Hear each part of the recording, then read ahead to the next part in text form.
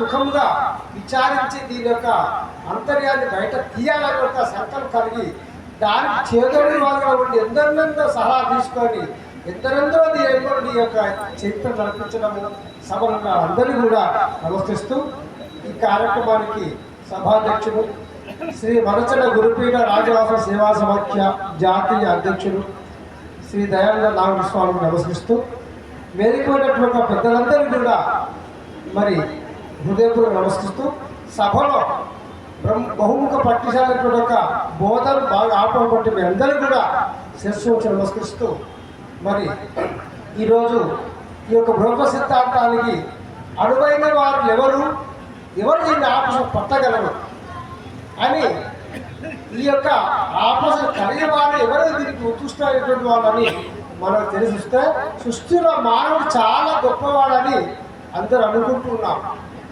కానీ దీంట్లో మానవుడుగా తెలిసినటువంటి తెలివిని తెలుసుకునే వాళ్ళు గొప్ప.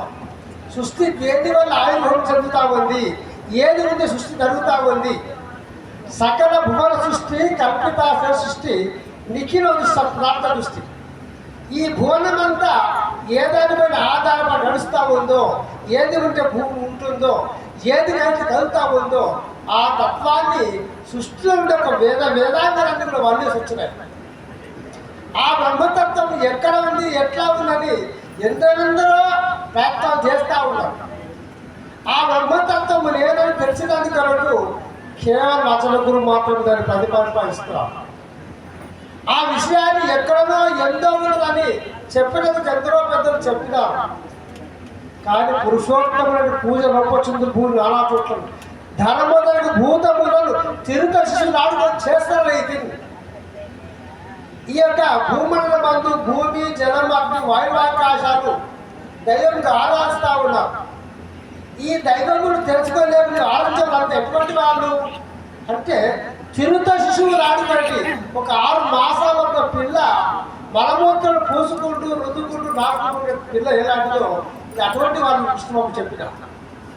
కానీ తాను మాయలేరా సర్వధర్మం కనుగొనలేరా అన్నిటి కారణమే తత్వం ఏ తత్వం అయిందో ఆ తత్వం బ్రహ్మాండ మందు ఉండి పిండాండ మందు ఏ రకంగా విజృంభించి నడిపిస్తూ ఉందో ఆ తత్వం తెలుసుకోవడానికి ఈ జన్మ శ్రేష్టమైనది.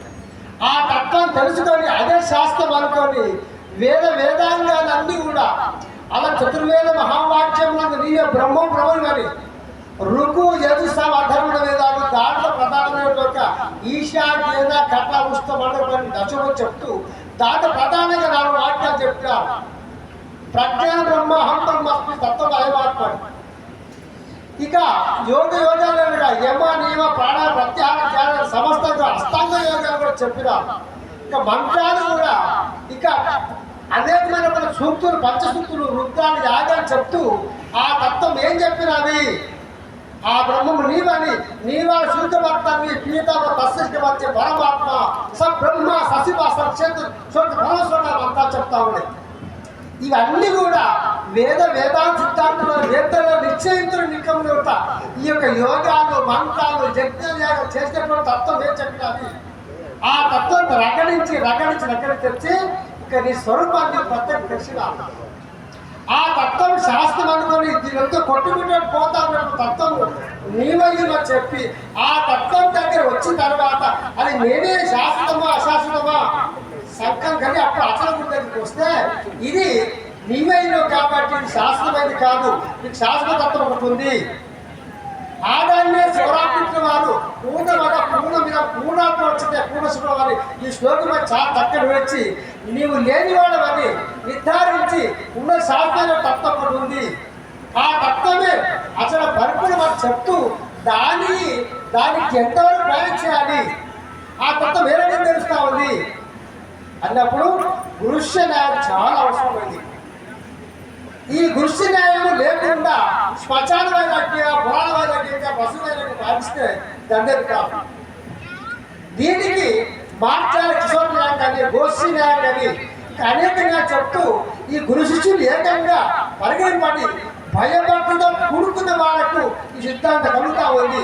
గురువు ఇంట ఎంట వంట ఏదైతే చెప్తా వచ్చినప్పుడు తత్వం ఏ తత్వం ఉందో చెప్పేదానికి చకోర పక్షిలాగా గురువు ఎంత కష్టపడి ఆ సంవత్సరం ఒకసారి వచ్చే కార్తీకి చెక్కూర పక్షి ఆ స్వాతిగారిని ఎట్లా నోటు తెలుసుకొని ఉంటుందో ఆ పద్ధతిలో ఈ ప్రయాణం చేస్తే ఆ విధి విధానంలో మనం తెలుస్తాము. ఎందుకంటే ఈ మన సూర్యకాలంలో బ్రహ్మాండరెడ్డి గారు సుబ్బరాస్వామి నడిచిన తర్వాత చెక్కూర పక్షి ఏ రకంగా కానీ ఆ రకంగా కొన్ని లక్షల డబ్బులు ఖర్చు పెట్టి చెప్పే విషయాన్ని ప్రత్యాన్ని రికార్డు చేసి కొన్ని సంవత్సరాలుగా వెంట పెట్టుకొని ఆ ధర్మాన్ని తెలిసి అలంకృతంగా చెప్పే శక్తి గురు శిష్య న్యాయంగా ఉంది. ఆ పద్ధతి ప్రయాణం చేసి ఆ తత్వాన్ని తెలుసుకునే ఒక సత్తా శక్తి మన ఎదుగుంది. ఆ విజ్ఞానం గురుగంట లేకుండా ఇక మనం ఏదో పోతే పూర్తి కాదు.